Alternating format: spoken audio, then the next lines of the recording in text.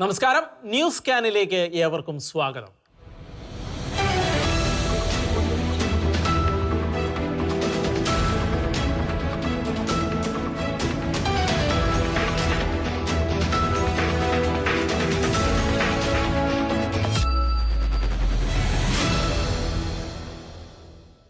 ഏത് ജീവിത തുറയിൽപ്പെട്ട മനുഷ്യരെയും ഒരുപോലെ സ്വാധീനിക്കാൻ സിനിമ എന്ന പെർഫോമിംഗ് ആർട്ടിന് കഴിഞ്ഞതുപോലെ മറ്റൊരു കലയ്ക്കും കഴിഞ്ഞിട്ടുണ്ടാവില്ല.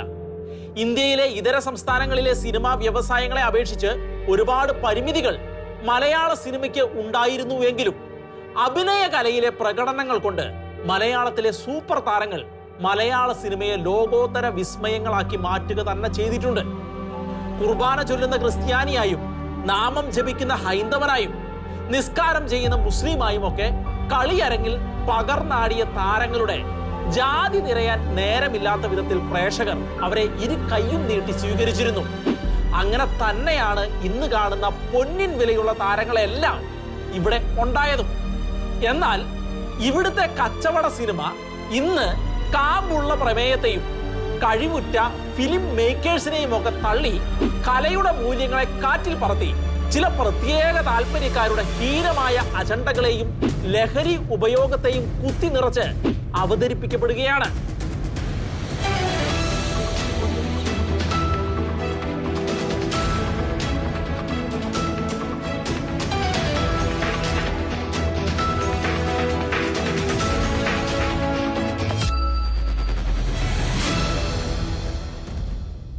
ഇതിന്റെ പിന്നിൽ അണിനിരക്കുന്ന സിൻഡിക്കേറ്റുകൾക്ക് എതിർപ്പ് തോന്നുന്ന മതവിശ്വാസങ്ങളെയും ആശയങ്ങളെയും അങ്ങേയറ്റം താറടിച്ച് അപ്രപാളികളിൽ അവതരിപ്പിച്ച് അത് ടിക്കറ്റ് എടുത്ത് തിയേറ്ററിൽ കയറുന്ന നാനാജാതി മതസ്ഥരായ പ്രേക്ഷകരുടെ ചെലവിൽ വിറ്റഴിക്കുന്ന തരത്തിലുള്ള തരം താള നിലവാരത്തിലേക്ക് കൂപ്പുകുത്തിയിരിക്കുകയാണ് ഇപ്പോൾ മലയാള സിനിമ.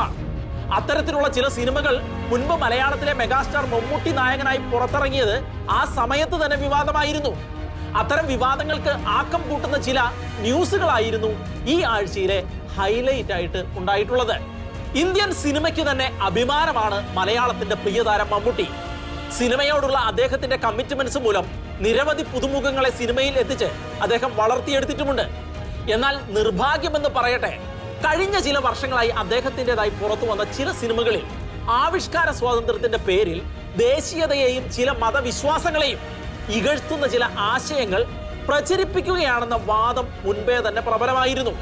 പ്രമാണി എന്ന സിനിമയിലെ ഡയലോഗിലൂടെ ഒരുപാട് അമുസ്ലിം പെൺകുട്ടികളുടെ ജീവിതം കുട്ടിച്ചോറാക്കിയ മാരക തിന്മയെ വെള്ളപൂശിയപ്പോൾ നക്സൽ പ്രസ്ഥാനത്തിന്റെ മറവിൽ തീവ്രവാദത്തെ പ്രോത്സാഹിപ്പിക്കുന്ന പ്രമേയമായിരുന്നു എന്ന സിനിമയ്ക്ക്. മറ്റൊരു സിനിമയായ പുഴുവിൽ ഹിന്ദു സമൂഹത്തെ ഇകഴ്ത്താനുള്ള ശ്രമങ്ങൾ ഉണ്ടായപ്പോൾ ആ കാലത്ത് തന്നെ ഇറങ്ങിയ ഭീഷ്മപർവം എന്ന സിനിമയിൽ ക്രൈസ്തവരെയും പൗരോഹിത്യത്തെയും ഇകഴ്ത്താനും പരിഹസിക്കാനും പോന്നതായിരുന്നു ആ ചിത്രത്തിന്റെ സ്ക്രിപ്റ്റ്. ഒടുവിൽ കാതൽ ദി കോർ എന്ന സിനിമയിൽ ക്രൈസ്തവനായ നായകന്റെ സ്വവർഗരതിയെയും അദ്ദേഹത്തിന്റെ മകളുടെ മദ്യപാനത്തെയും കാട്ടിക്കൊണ്ടായിരുന്നു ക്രൈസ്തവരെ ഇത്തരം സിനിമകളിലൂടെ താറടിച്ചത്.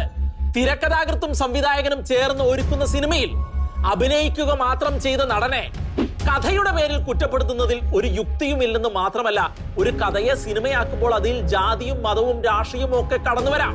അതൊക്കെ തെറ്റാണെന്ന് പറയുന്നതോ ആ തെറ്റുകൾ ചൂണ്ടിക്കാട്ടി ആ സിനിമയിലെ നായകനെ വിചാരണ ചെയ്യുന്നതോ ഒന്നും നീതിയല്ല എന്നതും ശരിയാണ്. എന്നാൽ ജാതിക്കും മതത്തിനും വർഗീയതയ്ക്കും രാഷ്ട്രീയ പകപോക്കലിനും വേണ്ടി ചിലർ സിനിമയെ മറയാക്കുമ്പോൾ എത്ര മറച്ചു പിടിച്ചാലും അതിന്റെ ഒരു തുമ്പ് പുറത്തേക്ക് വരിക തന്നെ ചെയ്യും. സിനിമകളിലൂടെ ഒളിപ്പിച്ച് കടത്തുന്ന ഇത്തരം തിന്മകൾക്കെതിരെ ചുരുക്കം ചില മാധ്യമങ്ങൾ നടത്തിയ പ്രതികരണങ്ങളെല്ലാം അച്ചട്ടായിരുന്നു എന്ന് തെളിയിച്ചുകൊണ്ട് പുഴു എന്ന സിനിമ സംവിധാനം ചെയ്ത റത്തീനയുടെ ഭർത്താവ് മുഹമ്മദ് ഷർഷാദ് മെഗാസ്റ്റാറിന്റെ പ്രത്യേക താല്പര്യപ്രകാരമായിരുന്നു ആദ്യത്തെ കഥ മാറ്റിയതെന്ന് വെളിപ്പെടുത്തിക്കൊണ്ടാണ് മറുനാടൻ മലയാളി ചാനലിന് കൊടുത്ത പ്രത്യേക അഭിമുഖത്തിലൂടെ രംഗത്ത് വന്നത്. എൻ്റെ കല്യാണം കഴിഞ്ഞതിന് ശേഷമാണ് ഞാൻ എൻ്റെ ഭാര്യയെ പറ്റി മനസ്സിലാക്കുന്നതും അവരുടെ കഴിവും കാര്യങ്ങളൊക്കെ മനസ്സിലാക്കി. അപ്പോൾ അവർക്ക് എന്തെങ്കിലും നമ്മളെ കൊണ്ട് ചെയ്യാൻ പറ്റുന്ന രീതിയിൽ സപ്പോർട്ട് ചെയ്തിട്ട് അവരെ വളർത്തിക്കൊണ്ടുവരണം എന്നുള്ള ഒരു ആഗ്രഹം മനസ്സിലുണ്ടായിരുന്നു. തുടക്കത്തിലെ അവർ ഗ്രാഫിക് ഡിസൈനറാണ്, അത്രയും കഴിവുള്ള ആളാണ്. 2010-11 കറക്റ്റ് ഓർക്കുന്നില്ല, ഫസ്റ്റ് മമ്മൂട്ടിയെ കാണാനുള്ള ഒരു അവസരം. അപ്പോൾ ഈ പുള്ളിക്കാരത്തിൻ്റെ മനസ്സിൽ അന്നേ ഉള്ളത് എന്താ വെച്ച് കഴിഞ്ഞാൽ ഒരു സിനിമ ചെയ്യണം, സിനിമ ചെയ്യുകയാണെങ്കിൽ മമ്മൂട്ടിൻ്റെത് ചെയ്യണം എന്നുള്ള ഒരാഗ്രഹം അന്ന് മുതലേ മനസ്സിൽ കൊണ്ടു നടക്കുന്നുണ്ട്. അവരിപ്പം എന്തോ രണ്ടാമത്തെ പടത്തിന് തയ്യാറാകുന്നുണ്ട് എന്നൊക്കെ കേട്ടു. പക്ഷേ മലബാറിലുള്ള ഒരു പിന്നെ ചെന്നൈയിൽ സെറ്റിലായിട്ടുള്ള ഒരു മുസ്ലിം ഫാമിലിയിലുള്ള ഒരു കുട്ടിക്ക് ഇങ്ങനെ ഒരു സിനിമ ചെയ്യണം എന്നുള്ളത് പറഞ്ഞപ്പോൾ പുള്ളി പെട്ടെന്ന് തന്നെ ഒരു അവസരം തന്നു. അപ്പോൾ അവിടുന്ന് ഇങ്ങോട്ടാണ് ഇവരായിട്ട് കണക്റ്റഡ് ആയതും. മമ്മൂട്ടി പറഞ്ഞു, നിൻ്റെ ഇൻട്രൊഡക്ഷനും കാര്യങ്ങളൊക്കെ എനിക്ക് കിട്ടിയിട്ടുണ്ട്, പക്ഷേ ഇതൊന്നും പോരാ, ഒരുപാട് നീ വർക്ക് ചെയ്യേണ്ട വരും.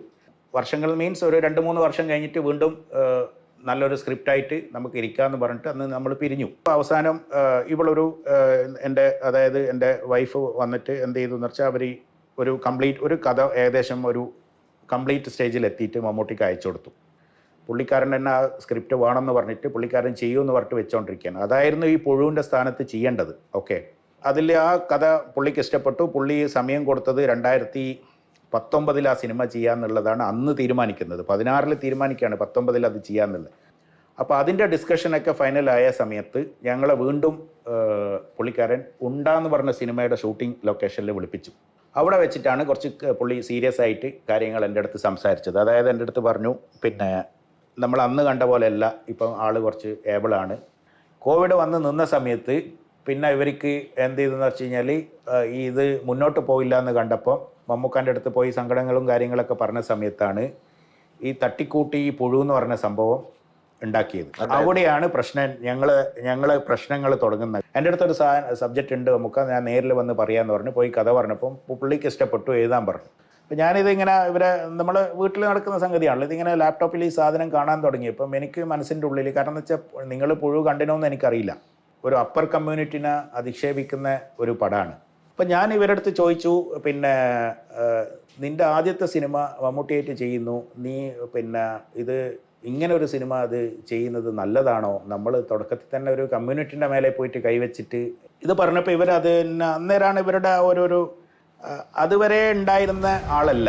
റത്തീന ആദ്യം സംവിധാനം ചെയ്യാനിരുന്നത് മറ്റൊരു കഥയായിരുന്നുവെന്നും എന്നാൽ മമ്മൂട്ടിയുടെ നിർദ്ദേശം അനുസരിച്ച് ആയിരുന്നു സവർണരെ അധിക്ഷേപിക്കുന്ന ഒരു സിനിമ ഒരുക്കിയതെന്നും കടുത്ത ഇസ്ലാമികവാദിയെന്ന് ആരോപിക്കപ്പെടുന്ന ഉണ്ട എന്ന മമ്മൂട്ടി ചിത്രത്തിന്റെ തിരക്കഥാകൃത്തായ അർഷാദ് അടക്കമുള്ളവരാണ് പുഴു എന്ന സിനിമയ്ക്ക് തിരക്കഥ എഴുതിയതെന്നും പറഞ്ഞുകൊണ്ടാണ് ഷർഷാദ് രംഗത്തെത്തിയത്. ഭാര്യയെ സംവിധായികയാക്കാൻ ക്ലേശിച്ച ഷർഷാദ് ഒടുവിൽ ചില രാഷ്ട്രീയക്കാരുടെ കൗശലം നിമിത്തം ശിഥിലമായി പോയത് തന്റെ കുടുംബജീവിതമായിരുന്നു എന്ന് തുറന്ന് പറഞ്ഞിരിക്കുകയാണ്. ഈ വിവാദത്തെ ആസൂത്രിത മൗനം കൊണ്ട് പ്രതിരോധിക്കാൻ ചില ശ്രമങ്ങൾ നടക്കുമ്പോൾ പ്രശസ്ത എക്സ് ഇസ്ലാമായ ജബ്ബാർ മാഷ് കുറെ കാലങ്ങൾക്ക് മുൻപ് ഇതേക്കുറിച്ച് പറഞ്ഞത് ശ്രദ്ധിക്കേണ്ടത് തന്നെയാണ്. ജമാഅത്തെ ഇസ്ലാമി കേരള രാഷ്ട്രീയത്തിൽ ഒരു വലിയ ആൾബലമുള്ള ശക്തിയൊന്നുമല്ല. പക്ഷേ നഞ്ഞെന്തിനു നാനാഴി എന്ന് പണ്ടുള്ളവർ ചോദിക്കുന്നത് പോലെ കുത്തിത്തിരിപ്പുണ്ടാക്കാൻ വളരെ മിടുക്കന്മാരാണ് ജമാഅത്തെ ഇസ്ലാമിയുടെ തലപ്പത്തുള്ള ആളുകൾ. അതിൻ്റെ ഭാഗമായി അവർ കേരളത്തിലെ സാംസ്കാരിക മണ്ഡലങ്ങളിലെല്ലാം തന്നെ വിദ്യാഭ്യാസ രംഗത്തും കലാരംഗത്തും സാംസ്കാരിക രംഗങ്ങളിലെല്ലാം മുഖമൂടികൾ അണിഞ്ഞുകൊണ്ട് നുഴഞ്ഞു കയറി പലതരത്തിലുള്ള കുത്തിത്തിരിപ്പുകളും അവർ നടത്തിയിട്ടുണ്ട്, ഇപ്പോഴും നടത്തിക്കൊണ്ടിരിക്കുന്നു. കേരളത്തിൽ എനിക്കറിയാം, ഒരു 10-20 വർഷമായി കേരളത്തിൽ ജമാഅത്തെ ഇസ്ലാമിക്കാർ നുഴഞ്ഞു കയറാൻ ശ്രമിക്കുന്ന ഒരു മേഖലയാണ് സിനിമ.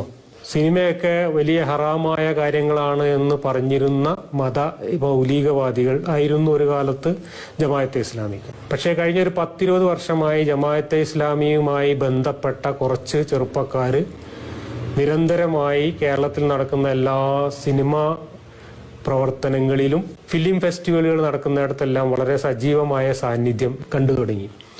പിന്നീട് അവർ സ്വന്തമായി ഫിലിം ഫെസ്റ്റിവലുകളൊക്കെ നടത്താൻ തുടങ്ങി. സിനിമാ ചർച്ചകളും അതുപോലെയുള്ള സിനിമയുമായി ബന്ധപ്പെട്ട പല പരിപാടികളും അവർ നടത്താൻ തുടങ്ങി. ഏറ്റവും അവസാനം അവർ സിനിമ നിർമ്മാണത്തിലേക്കും കടന്നു. പക്ഷെ ഞാൻ മനസ്സിലാക്കിയത്, ആ സിനിമ നിർമ്മിക്കുന്നതിന് മുമ്പ് ആദ്യം നിർമ്മിക്കേണ്ട സിനിമയെക്കുറിച്ച് ഇവർ നടത്തിയ ചർച്ചയിൽ അവരാദ്യം നിർമ്മിക്കാൻ ഉദ്ദേശിച്ചിരുന്നത് മലബാർ കലാപവുമായി ബന്ധപ്പെട്ട ഇപ്പോൾ വിവാദമാക്കുന്ന ആ സിനിമയാണ്. ഭാര്യംകുന്നത്തിനെ നായകനാക്കിക്കൊണ്ട് മലബാർ കലാപത്തിൻ്റെ ഒരു രണ്ടാം ആവിഷ്കാരം നടത്താനാണ് അവർ ആദ്യം ഉദ്ദേശിച്ചിരുന്നത്. പ്രേക്ഷക ലക്ഷങ്ങൾ മതത്തിന് അതീതരായിട്ടാണ് ഈ മെഗാസ്റ്റാർ അടക്കമുള്ള താരങ്ങളെ പരിഗണിച്ചിരുന്നത്. മറിച്ചെന്തെങ്കിലും തൽപര കക്ഷികൾ ആസൂത്രിതമായ കരുനീക്കങ്ങൾ നടത്തുന്നുണ്ടോ എന്ന ചോദ്യത്തിനുള്ള ഉത്തരവും ജബ്ബാർ മാഷിന്റെ വാക്കുകളിലുണ്ട്. ഷർഷാദിന്റെ ആരോപണത്തിന്റെ മുനയിലുള്ളത് ഭരണകക്ഷിയുടെ അടുത്തൂൺ പറ്റി നിന്ന് സിനിമയെ ഹൈജാക്ക് ചെയ്യാനിറങ്ങിയ ചില സൂത്രശാലികൾക്ക് പുറമെ സംശയങ്ങൾക്ക് അതീതനായിരിക്കേണ്ട മലയാളത്തിന്റെ മഹാനടനും ആ ആരോപണങ്ങളിൽ പെട്ടിരിക്കുകയാണ്. അല്ലെങ്കിൽ ഇരവാദമുയർത്തി കളം പിടിക്കാൻ വിദഗ്ധരായ ചില കണ്ണിംഗ് പൊളിറ്റീഷ്യന്മാരും മറ്റു ചില സൂത്രശാലികളും ചേർന്ന് അദ്ദേഹത്തെ പെടുത്തിയിരിക്കുകയാണ്. എന്തു തന്നെയായാലും ഈ സമൂഹത്തിലെ ഒരു ജനവിഭാഗത്തെ ഇകഴ്ത്തുന്ന ആശയങ്ങളുള്ള ഒരു സിനിമയിൽ താൻ അഭിനയിക്കില്ല എന്ന് പ്രസ്താവിക്കാനുള്ള സാമൂഹ്യ പ്രതിബദ്ധത മമ്മൂട്ടി കാണിക്കേണ്ടിയിരുന്നു എന്ന് പറയാതെ തരമില്ല. പുഴു എന്ന സിനിമയുടെ ഉള്ളുകളികളെ ചർച്ച ചെയ്ത് പരസ്യദാതാക്കളെ കുപിതർ ആക്കാതിരിക്കാൻ മുഖ്യധാരാ മാധ്യമങ്ങൾ കിണഞ്ഞു പരിശ്രമിച്ചപ്പോൾ ഇത് ചർച്ച ചെയ്ത ജനം ടിവിയിൽ പ്രശസ്ത സാമൂഹ്യ നിരീക്ഷകൻ ശ്രീജിത്ത് പണിക്കർ പറഞ്ഞത് ഇങ്ങനെയായിരുന്നു. ഏറ്റവും കൂടുതലായിട്ട് ഇപ്പൊ ചർച്ച ചെയ്ത് വന്നിരിക്കുന്നത് ശ്രീ മമ്മൂട്ടിയുമായി ബന്ധപ്പെട്ട വിഷയമാണ് എന്നതുകൊണ്ട് തന്നെ അതിൽ ഒന്ന് രണ്ട് കാര്യങ്ങളുണ്ട്. ഒന്ന്, പുഴു എന്ന് പറയുന്ന ആ ഒരു സിനിമ എന്ന് പറയുന്നത് ഹിന്ദു വിരുദ്ധമാണ് എന്ന കാര്യത്തിൽ യാതൊരു വിധത്തിലുള്ള സംശയവുമില്ല. അത് ബ്രാഹ്മണ വിരുദ്ധം എന്ന് മാത്രമല്ല, ഞാൻ പറയുന്നത് അത് ഹിന്ദു വിരുദ്ധമാണ്. കാരണം അതിൽ ഉപയോഗിച്ചിരിക്കുന്ന ഒരുപാട് ബിംബങ്ങൾ അതെല്ലാം തന്നെ ഹിന്ദു വിരുദ്ധമായിട്ട് തന്നെ ആ സിനിമയുടെ ഏതെങ്കിലും ഘട്ടങ്ങളിൽ മാറുന്നുണ്ട് എന്നുള്ളത് വളരെ വ്യക്തമാണ്. ശ്രീ മമ്മൂട്ടി ആ ഒരു സിനിമയുമായി ബന്ധപ്പെട്ട് അദ്ദേഹത്തിന്റെ ഒരു വ്യക്തിപരമായിട്ടുള്ള താല്പര്യത്താൽ അദ്ദേഹം ആ സ്റ്റോറി എഴുതുന്നതിന് വേണ്ടിയിട്ട് ശ്രീ ഹർഷാദിനെ കോൺടാക്ട് ചെയ്യുകയും അല്ലെങ്കിൽ അദ്ദേഹത്തിന്റെ സ്റ്റോറി നമുക്ക് സിനിമയാക്കാം എന്നൊരു നിർദ്ദേശം അവിടെ വെക്കുകയും ആ സിനിമ എന്ന് പറയുന്നത് ഇങ്ങനെ ഒരു പ്രത്യേക വിഭാഗത്തിനെതിരാണ് എന്ന രീതിയിലത്തേക്കുള്ള ഒരു മെസ്സേജ് അദ്ദേഹത്തിന് കിട്ടിയതിന് ശേഷവും ആ സിനിമയുമായി ബന്ധപ്പെട്ട് അദ്ദേഹം മുന്നോട്ട് പോയി എന്നാണ് പറയുന്നത് എങ്കിൽ അതിൽ കുറച്ചുകൂടി ഗുരുതരമായിട്ടുള്ള ഒരു പ്രശ്നമുണ്ട്. കാരണം ഒരു നായക കഥാപാത്രം, പ്രത്യേകിച്ച് മമ്മൂട്ടിയെ പോലെയുള്ള വളരെ സീസൺഡ് പ്രൊഫഷണൽ ആയിട്ടുള്ള ഒരാളിനെ സംബന്ധിച്ചിടത്തോളം അദ്ദേഹത്തിന്റെ സിനിമയുടെ എല്ലാ പ്രതലങ്ങളെയും പറ്റി വളരെ കൃത്യമായിട്ടുള്ള ബോധ്യവും അത് എങ്ങനെ ആയിരിക്കണം എങ്ങനെ ആയിരിക്കരുത് എന്നതിനെ പറ്റിയിട്ട് കൃത്യമായിട്ടുള്ള ധാരണകളുമുള്ള ഒരു മനുഷ്യനായിട്ടാണ് നമ്മൾ അദ്ദേഹത്തെ അറിയുന്നത്. ശ്രീ എസ് എൻ സ്വാമിയുടെ ഒരു ഇന്റർവ്യൂ കണ്ടിരുന്നു. ആ ഇന്റർവ്യൂവിൽ അദ്ദേഹം 2 സിനിമകളെ പറ്റി പറയുന്നുണ്ട്. അതിൽ ഒരു സിനിമ എന്ന് പറയുന്നത് മോഹൻലാലിന്റെ ഒരു സിനിമയും ഒന്ന് ശ്രീ മമ്മൂട്ടിയുടെ സിനിമയുമാണ്. മമ്മൂട്ടിയുടെ സിനിമ CBI ആണ്. ആ CBI സീരീസ് വരുന്ന സമയത്ത് ആ കേന്ദ്ര കഥാപാത്രത്തിന് അലി ഇമ്രാൻ എന്ന പേരാണ് നൽകിയിരുന്നത് എന്നും അത് പിന്നീട് മമ്മൂട്ടി തന്നെയാണ് പറയുന്നത് അതല്ല ആ ഒരു കഥയുടെ സന്ദർഭത്തിനും കാര്യത്തിനും ഒക്കെ കൂടുതൽ നല്ലത് അത് ഇതുപോലെ ഒരു ബ്രാഹ്മണ കഥാപാത്രമാണെങ്കിൽ അല്ലെങ്കിൽ ഒരു അയ്യർ കഥാപാത്രമാണെങ്കിൽ അതാണ് നല്ലത് എന്ന നിലയ്ക്ക് അദ്ദേഹം പറഞ്ഞു എന്ന് പറയുന്നുണ്ട്. പിന്നീട് ആ ഇന്റർവ്യൂ അതെനിക്ക് തോന്നുന്നു ETV ഭാരതിന് എന്തോ നൽകിയിരുന്ന ഒരു ഇന്റർവ്യൂ ആണ്. ആ ഇന്റർവ്യൂ പിന്നീട് നമ്മുടെ നാട്ടിലുള്ള പല പോർട്ടലുകളും അതിനെക്കുറിച്ച് വാർത്തകൾ റിപ്പോർട്ട് ചെയ്തിരുന്നു. അതിൽ അദ്ദേഹം പറഞ്ഞിരിക്കുന്നത്, ഒരു മാധ്യമം റിപ്പോർട്ട് ചെയ്തിരിക്കുന്നത് ഇങ്ങനെയാണ്: മമ്മൂട്ടിയാണ് ആ പേര് വേണ്ടെന്ന് പറഞ്ഞതെന്ന് തുറന്നു പറയുകയാണ് എസ് എൻ സ്വാമി. താൻ മുസ്ലിം ആയതുകൊണ്ടാണോ മുസ്ലിം കഥാപാത്രമാക്കിയതെന്ന് ആളുകൾ ചോദിക്കുമെന്ന് മമ്മൂട്ടി പറഞ്ഞതിനെ കുറിച്ചും എസ് എൻ സ്വാമി പറയുന്നു. പുഴു പോലെ തന്നെ വിമർശന വിധേയമാക്കേണ്ട സിനിമ തന്നെയാണ് ഭീഷ്മ പർവവും. ആ സിനിമയിൽ മനഃപൂർവ്വം ഇകഴ്ത്തുന്നത് ക്രൈസ്തവ സമൂഹത്തെ ആണെന്നതും ശ്രദ്ധേയമാണ്. പുറത്തു വന്ന റിപ്പോർട്ടുകൾ അനുസരിച്ച് മാരക മയക്കുമരുന്ന് ഉപയോഗത്തെ കാണിക്കുന്ന 1-2 സീനുകൾ സിനിമയിൽ ഉണ്ടെങ്കിൽ കോടിക്കണക്കിന് രൂപ ആ സിനിമയ്ക്കായി ഫണ്ട് ചെയ്യാൻ തുനിഞ്ഞിറങ്ങി ചിലർ സിനിമയെ ഹൈജാക്ക് ചെയ്യുന്നുണ്ട് എന്നുള്ളതാണ്. കമലഹാസന്റെ വിക്രം സിനിമയിലെ വില്ലൻ കഥാപാത്രത്തിന്റെ MDMA ഉപയോഗം അതിന്റെ വ്യക്തമായ ഉദാഹരണമാണ്. മലയാളത്തിലെ ആദ്യ 200 കോടി സിനിമയായ മഞ്ഞുമൽ ബോയ്സ് മദ്യപാനത്തിന്റെ വിളയാട്ടമാണെന്ന് തമിഴ് എഴുത്തുകാരനായ ജയമോഹൻ മുൻപ് പറഞ്ഞിരുന്നു. ഇപ്പോൾ 200 കോടി ക്ലബിലേക്ക് കുതിക്കുന്ന ഫഹദ് ഫാസിൽ നായകനായ ആവേശം എന്ന സിനിമയിലും അങ്ങേയറ്റം അധപ്പതിച്ച നിലവാരത്തിലേക്ക് ഈ സമൂഹത്തിലെ ചെറുപ്പക്കാരെ എത്തിക്കാൻ പോകുന്ന വിധത്തിൽ മദ്യത്തിന്റെയും മയക്കുമരുന്നിന്റെയും ഉപയോഗത്തെയും ഗുണ്ടായിസത്തെയും കുത്തി നിറച്ചിരിക്കുകയാണ്. +2 കഴിഞ്ഞ വിദ്യാർത്ഥികൾക്ക് ആഹാരത്തെക്കാൾ അനിവാര്യം മദ്യവും ഗുണ്ടായിസവുമാണെന്ന സന്ദേശം നൽകുന്ന ഈ സിനിമയിലെ ഇല്ലിമിനേറ്റി എന്ന ഗാനത്തിലാകട്ടെ സാത്താൻ ആരാധനയിൽ ഉപയോഗിക്കുന്ന പദപ്രയോഗങ്ങളും ആശയങ്ങളും കടത്തിയിട്ടുമുണ്ട്. ഈ സിനിമ നിർമ്മിച്ചതാകട്ടെ ഫഹദ് ഫാസിലിന്റെ ഭാര്യ നസ്രിയയും സംവിധായകൻ അൻവർ റഷീദും ചേർന്നാണ്. മുൻപും ഇവർ തന്നെയാണ് ക്രൈസ്തവ ആരാധനയെ അമ്പേ താറടിക്കുന്ന തരത്തിൽ ട്രാൻസ് എന്ന സിനിമ പുറത്തിറക്കിയതെന്നതും ചേർത്ത് വായിക്കേണ്ടത് തന്നെയാണ്.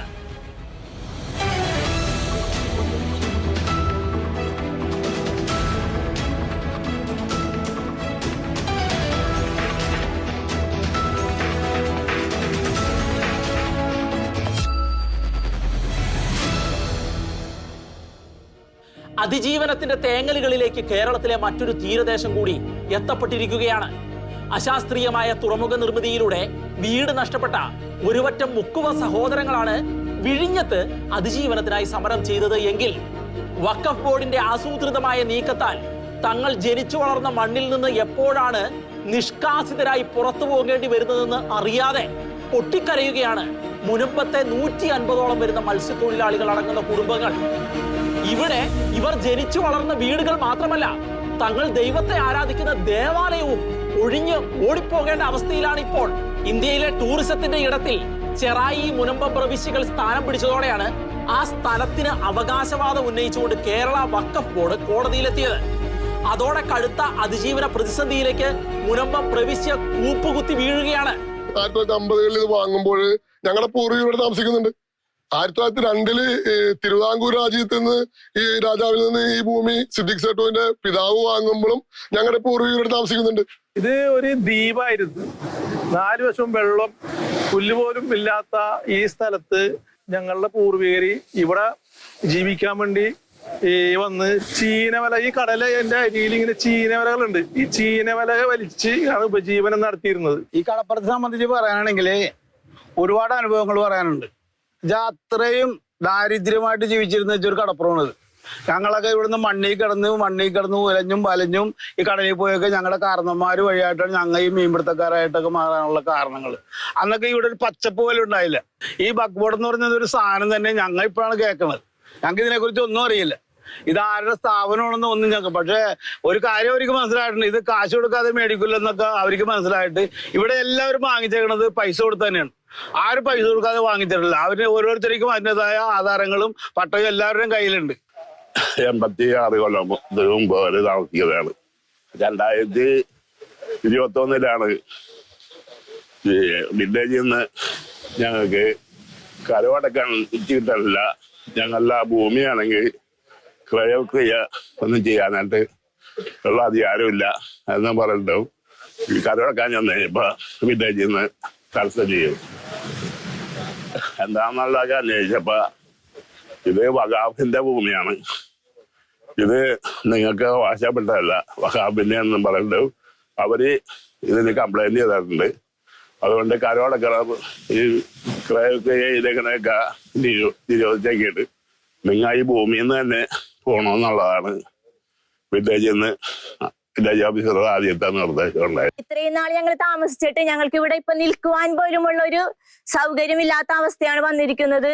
അതുപോലെ തന്നെ ഞങ്ങൾക്ക് കരമടക്കുവാൻ പോലും സാധിക്കാത്ത ഒരു ഘട്ടത്തിലേക്കാണ് ഇപ്പോൾ എത്തിക്കൊണ്ടിരിക്കുന്നത്.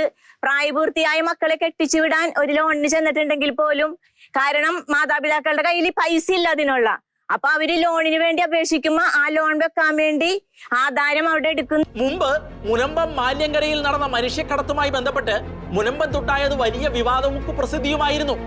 എന്നാൽ ഇപ്പോൾ തദ്ദേശവാസികൾ പണം കൊടുത്തു വാങ്ങുകയും 2 നൂറ്റാണ്ടിലധികമായി താമസിക്കുകയും ചെയ്യുന്ന സ്ഥലത്തു നിന്ന് അവരെ കുൽസിത മാർഗത്തിലൂടെ ചവിട്ടി പുറത്താക്കാൻ വഖഫ് ബോർഡിനെ മുൻനിർത്തി കളിക്കുന്ന ഹീനമായ കളികളെ പൊതുസമൂഹം കൃത്യമായി ചെറുത്ത് തോൽപ്പിക്കേണ്ടതാണ്. പച്ചപ്പും ഹരിതാപവും ഒന്നും ഇല്ലാതിരുന്ന നിർജ്ജനമായ തുരുത്തിനെ ജനവാസത്തിന് യോഗ്യമാക്കി മാറ്റിയത് ഈ കണ്ണീർ വാർക്കുന്ന പാവപ്പെട്ട ജനങ്ങളുടെ പൂർവികരാണ്. അവരുടെ വിയർപ്പിന്റെ പരിണത ഫലമായി ആ മണ്ണിന്റെ വിപണന മൂല്യം കുത്തനെ ഉയർന്നപ്പോൾ കച്ചവട കണ്ണുമായി വന്നവർ ഇപ്പോൾ 150ഓളം കുടുംബങ്ങളെ പെരുവഴിയിലാക്കിയാലും വേണ്ടില്ല, തങ്ങളുടെ കച്ചവട സാധ്യതകൾ നടത്തണമെന്ന ചിന്തയോടെ നടത്തുന്ന ഈ ഹീനമായ നീക്കങ്ങൾക്ക് ഭരണകൂടത്തിന്റെ പോലും അവിശുദ്ധ പിന്തുണ ഉണ്ടായേക്കാം. പക്ഷേ സത്യവും നീതിയും മാത്രമേ ആത്യന്തികമായി വിജയിക്കുകയുള്ളൂ. വിഴിഞ്ഞത്തെ ജനങ്ങൾക്കൊപ്പം ശക്തമായി നിലകൊണ്ടതുപോലെ മുനമ്പത്തെ ജനങ്ങൾക്കൊപ്പവും കേരള സമൂഹം ശക്തമായി തന്നെ നിലകൊള്ളണം.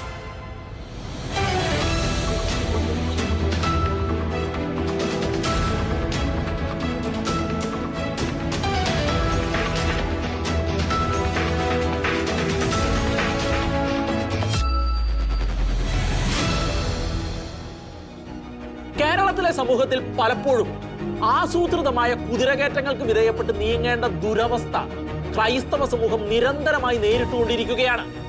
അതിന് നിരവധി ഉദാഹരണങ്ങൾ തന്നെ ചൂണ്ടിക്കാണിക്കുവാനുണ്ട്. ചില നിർണായക ഘട്ടങ്ങളിൽ പോലും പ്രതികരിക്കാതെ വായും കൂട്ടിയിരുന്നതിനാൽ ഏത് തരത്തിലുള്ള മെക്കിട്ടുകയറ്റങ്ങളും ക്രൈസ്തവരുടെ പുറത്ത് നടക്കുമെന്ന ഒരു ചിന്താഗതി തന്നെ പൊതുസമൂഹത്തിൽ ചിലർക്ക് ഉണ്ടായിട്ടുണ്ട്. വേണ്ട സമയത്ത് വേണ്ട വിധത്തിൽ ഒന്ന് പ്രതികരിക്കാതിരുന്നത് കൊണ്ട് തന്നെയാണ് നിരന്തരമായി ക്രൈസ്തവർ പ്രതിസന്ധിയിലാകുന്നത്. ഈ വിഷയം ഷെക്കേന ഫയർ റൂമിൽ ചർച്ച ചെയ്തപ്പോൾ അതിന്റെ ശാസ്ത്രീയമായ വിശകലനമായിരുന്നു കത്തോലിക്ക കോൺഗ്രസ് ഡയറക്ടറായ ഫാദർ സബിൻ നൽകിയത്.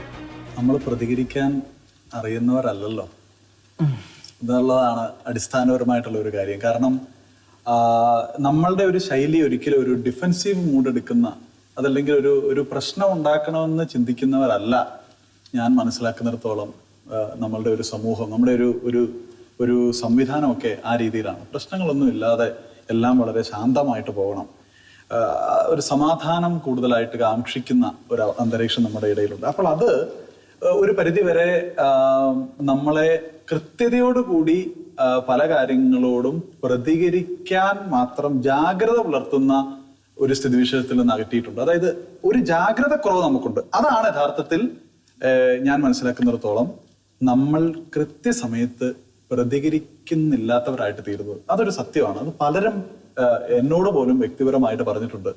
ഒരു വിഷയം വരുമ്പോൾ കൃത്യസമയത്ത് അത് പ്രതികരണം, അതിന്റെ സത്യാവസ്ഥ നമ്മൾ പറയാൻ നമുക്ക് പലപ്പോഴും പറ്റാറില്ല. ഈ കഴിഞ്ഞ ഒരു 5-6-7 വർഷക്കാലത്ത് സഭ നേരിട്ടിട്ടുള്ള അകത്തു നിന്നും പുറത്തു നിന്നുമുള്ള പ്രതിസന്ധികൾക്ക് എല്ലാം ഒരു അടിസ്ഥാനപരമായിട്ടുള്ള കാരണം സമയബന്ധിതമായിട്ട് പ്രതികരിക്കാൻ, കൃത്യതയോടുകൂടെ പ്രതികരിക്കാൻ കഴിയാതെ പോയി എന്നുള്ളതാണ്. ഇതിനകത്തൊരു അപകടം എന്താണെന്നറിയോ? നമുക്ക് ചുറ്റും നുണകൾ ശക്തമായിട്ട് പ്രചരിക്കപ്പെടും. അപ്പൊ ആദ്യം എന്ത് കേൾക്കുന്നു എന്നുള്ളതാണ്. ഇത് ഒരു കാര്യം, ഒരു വാർത്ത ഒരാൾ കേൾക്കുന്നു, അതേ രീതിയിൽ ഒരു 3-4 മണിക്കൂർ അല്ലെങ്കിൽ 3-4 ദിവസം ഒരേ ദിശയിലുള്ള കാര്യം ആളുകൾ കേട്ട് കഴിഞ്ഞാൽ അത് സത്യമാണെന്ന് സമൂഹം വിലയിരുത്തും. കാരണം അവർക്ക് ഇതിനോടൊന്നും പ്രത്യേകിച്ച് കമ്മിറ്റ്മെന്റ് ഒന്നും ഇല്ല എന്നുള്ളതുകൊണ്ടാണ്, അല്ലെ? ഇപ്പൊ ഉദാഹരണത്തിന് നമ്മളുടെ ആരുടെയും പ്രിയപ്പെട്ട ഒരു വ്യക്തിയെ കുറിച്ച് ആരെങ്കിലും മോശമായിട്ട് പറഞ്ഞാൽ അത് സത്യമാണോ എന്നുള്ളത് നമ്മളിങ്ങനെ അന്വേഷിക്കും. കാരണം നമുക്ക് അവരോട് സ്നേഹം ഉള്ളതുകൊണ്ടാണ്. മറിച്ച് അതിനോട് വലിയ സ്നേഹമൊന്നും ഇല്ല എങ്കിൽ അവൻ പണ്ടേ ഇങ്ങനെ തന്നെയായിരുന്നു. ഇതേ അവസ്ഥ ഈ സഭയുടെ സംവിധാനങ്ങളെ കടന്നാക്രമിക്കുന്ന സമയത്തും ഉണ്ടാകുന്നുണ്ട്. സഭയെ സ്നേഹിക്കുന്ന ആളുകൾ ഒത്തിരിയേറെ വേദനിക്കുന്നുണ്ട്. ഇതിന്റെ സത്യം എന്താണെന്ന് അറിയാതെ പോകുന്നത് കൊണ്ട് ഒന്നും പറയാൻ കഴിയാത്ത അവസ്ഥ ഉണ്ടാകുന്നുണ്ട്. അവിടെയാണ് സമയബന്ധിതമായിട്ട് പ്രതികരിക്കേണ്ടതിന്റെ ആവശ്യകത. പലപ്പോഴും ക്രൈസ്തവ സമൂഹത്തെ ഇകഴ്ത്താനും മറ്റു ചില സമുദായങ്ങളെ ഗ്ലോറിഫൈ ചെയ്യാനും ഉതകുന്ന സന്ദർഭങ്ങൾ ക്രൈസ്തവ നാമധാരികളും പുരോഹിത വേഷധാരികളും ചേർന്ന് ഉണ്ടാക്കുകയോ ചെയ്യുന്നുണ്ടെന്ന കാര്യം സത്യമാണ് എന്ന് സബിനച്ചൻ തന്നെ ഊന്നി പറയുന്നുണ്ട്. സാധാരണക്കാരന് മനസ്സിലാകുന്ന രീതിയിൽ പ്രതികരണം കൊണ്ടുവരിക എന്നുള്ളത് ഒരു പ്രധാനപ്പെട്ട കാര്യമാണ്. ഞാൻ അതിനകത്ത് നമ്മൾ ശ്രദ്ധിച്ചൊരു കാര്യം, നമ്മുടെ പ്രതികരണങ്ങൾ എപ്പോഴെങ്കിലും ഒരു ചെറിയ കൂട്ടത്തിലേക്ക് ഒതുങ്ങുക. അതായത് ഒരു ഉദാഹരണത്തിന്, നമ്മളൊരു വിഷയത്തെക്കുറിച്ച് ഒരു പ്രതികരണം നടത്തുന്നു, അതൊരൊറ്റ തവണ കൊണ്ട് ആ പ്രതികരണം തീർന്നു. പിന്നീട് ആ പ്രതികരണം ഷെയർ ചെയ്യപ്പെട്ടു പോയെങ്കിൽ ആളുകൾ അറിഞ്ഞു. അതല്ലെങ്കിൽ ഞാൻ ശ്രദ്ധിച്ച ഒരു കാര്യം, പൂഞ്ഞാർ ആ പള്ളി ആക്രമണവുമായി ബന്ധപ്പെട്ട വിഷയത്തിൽ നറേറ്റീവ്സ് ക്രിയേറ്റ് ചെയ്യപ്പെടുകയാണ്. ആദ്യം ക്രിയേറ്റ് ചെയ്യപ്പെട്ട നറേറ്റീവ് ആരുടെ ഭാഗത്തു നിന്നാ? എതിരല്ല, നമ്മുടെ ഭാഗത്തു നിന്ന്. എന്ന് പറഞ്ഞാൽ ക്രൈസ്തവ നാമധാരികളായിട്ടുള്ള രാഷ്ട്രീയ താല്പര്യങ്ങളുള്ള ചില ആളുകൾ പറഞ്ഞു പരത്തി ഇവിടെ മറ്റ് മതവിഭാഗത്തിലെ ആളുകളും അതിന്റെ അകത്തുണ്ടായിരുന്നു. പലരും എല്ലാ മതക്കാരും ഉണ്ടായിരുന്നു എന്നുള്ള രീതിയിലേക്ക് അതിനെ കൊണ്ടുവന്നു. പിന്നീട് അതൊരു ശക്തമായിട്ടുള്ള നരേറ്റീവ് ആയിട്ട് മാറി. പിന്നീട് എന്താ സംഭവിച്ചെന്നറിയോ? ഈ നിഷ്പക്ഷം നിലപാടെന്നൊക്കെ പറഞ്ഞിട്ട് ഒരു യൂട്യൂബ് ചാനലുണ്ട്, അദ്ദേഹത്തിന്റെ പേര് ഞാൻ മറന്നുപോയി. ഒരു 3-4 സീരീസ് ഓഫ് വീഡിയോസ്, അതില് കുറച്ച് കഴിയുമ്പോൾ അതിരുവിട്ട സംസാരത്തിലേക്ക് പോവാണ്. സഭ, അച്ഛന്മാർ, മെത്രാന്മാർ ഇവരൊക്കെ എന്ത് നുണയും പറയുന്നവരായിട്ട് തീർന്നിരിക്കുന്നു, വർഗീയവാദികളായിട്ട് തീർന്നിരിക്കുന്നു. അല്ല, അതായത് ഞാൻ പറഞ്ഞൊരു കാര്യം എന്താണെന്നറിയോ? ഞാൻ പറഞ്ഞൊരു കാര്യം, നമ്മളുടെ എത്ര മാധ്യമങ്ങളിൽ അല്ലെങ്കിൽ നമ്മുടെ ഈ ചില വിഭാഗം ആളുകൾക്ക് ഇങ്ങനെ പ്രതികരിക്കാൻ സോഷ്യൽ മീഡിയ ഉണ്ട്, പ്ലാറ്റ്ഫോംസ് ഉണ്ട്. ഞാൻ അതിനോട് കൂട്ടിച്ചേർത്ത് ഒരു കാര്യം കൂടെ സൂചിപ്പിക്കട്ടെ. ഈ അടുത്ത കാലത്ത് ഉയർന്നു വന്ന ചില മാധ്യമങ്ങൾ, ഓൺലൈൻ മാധ്യമങ്ങൾ, അപ്പൊ ഈ അടുത്ത കാലത്ത് വന്ന സഭ പ്രതിസന്ധിയിലായിട്ടുള്ള ചില വിഷയങ്ങൾ, അത് നമ്മളുടെ സിനഡുമായി ബന്ധപ്പെട്ട വിഷയങ്ങൾ, വിഷയങ്ങൾ, അതുപോലെ തന്നെ ഇപ്പോൾ ഇത് അടുത്തത് കഴിഞ്ഞ കേരള സ്റ്റോറി. എന്നെ അത്ഭുതപ്പെടുത്തിയ കാര്യം, ചില ലോഹ ഇട്ട അച്ഛന്മാർ അവരെന്തിനാണ് ലോഹ ഇട്ടത് എന്നതിനെ കുറിച്ച് അവർക്കൊരു വീണ്ടും വിചാരം ഉണ്ടോ എന്ന് കൂടി ചിന്തിക്കേണ്ടതുണ്ട്. അവരാരെ പ്രതിനിധാനം ചെയ്യുന്നു, അവരെ ഏത് സംവിധാനത്തോട് കൂറ് പുലർത്തുന്നു എന്നുള്ളതൊക്കെ വിഷയം ചിന്തിക്കേണ്ട വിഷയമാണ്. അറിഞ്ഞും അറിയാതെയും തങ്ങൾ കൂടി പ്രതിനിധീകരിക്കുന്ന ക്രൈസ്തവ സമൂഹത്തെ ഇകഴ്ത്തുകയും മറ്റു ചില തന്ത്രശാലികളായ മതസ്ഥരുടെ മതസിദ്ധാന്തങ്ങളെ പ്രോത്സാഹിപ്പിക്കേണ്ടി വരികയും ചെയ്യുന്ന ചിലർ അഥവാ ചില ഒറ്റുകാർ ഇവിടെ പെരുകുന്നുണ്ട്. അതിപ്പോൾ സഭയുടെ ഏത് സ്ഥാനത്തിരിക്കുന്നവരായാലും അത് സത്യമാണെന്ന് പറയാതെ തരമില്ല. തക്ക സമയത്ത് പറയേണ്ടതുപോലെ പറയുന്ന പ്രതികരണങ്ങളെ കുറിച്ച് ബൈബിൾ പറയുന്നത് വെള്ളിത്താലത്തിലെ പൊൻനാരങ്ങ എന്നാണ്. ഏതായാലും തങ്ങളുടെ മതപഠനശാലയിൽ മതം പഠിപ്പിക്കുന്നവർ ബഹു കഷ്ടത്തിലാണ്. അതുകൊണ്ട് ശമ്പളം കൂട്ടിക്കൊടുക്കണമെന്ന് പോലും നിയമസഭയിൽ നിന്ന് ചിലർ വിളിച്ചു പറഞ്ഞപ്പോൾ അത്രയും ഒന്നും ഇല്ലെങ്കിലും ന്യായമായ ആവശ്യങ്ങൾക്ക് പോലും ക്രൈസ്തവർക്ക് വേണ്ടി ശബ്ദമുയർത്താൻ ആരുമില്ലാത്തത് ശോചനീയം തന്നെയാണ്. ക്രൈസ്തവർക്ക് വേണ്ടി സംസാരിക്കുമെന്ന് കരുതി ഉരുത്തിരിഞ്ഞ പാർട്ടിയുടെ പുതുതലമുറകളാകട്ടെ നാണം കെട്ട് പ്രീണന രാഷ്ട്രീയവും കളിക്കുകയാണ്. തനിക്ക് താനും പുരയ്ക്ക് തൂണുമേ താങ്ങായുള്ളൂ എന്ന ആപ്തവാക്യം പോലെ പ്രതികരിക്കാനും അത് ഉറക്കെ പറയാനും ഇന്നിന്റെ സാധ്യതകളെ ക്രൈസ്തവർ പ്രയോജനപ്പെടുത്തിയേ തീരൂ. ന്യൂസ് കാൻ അവസാനിക്കുന്നു. ഇനി അടുത്തയാഴ്ച.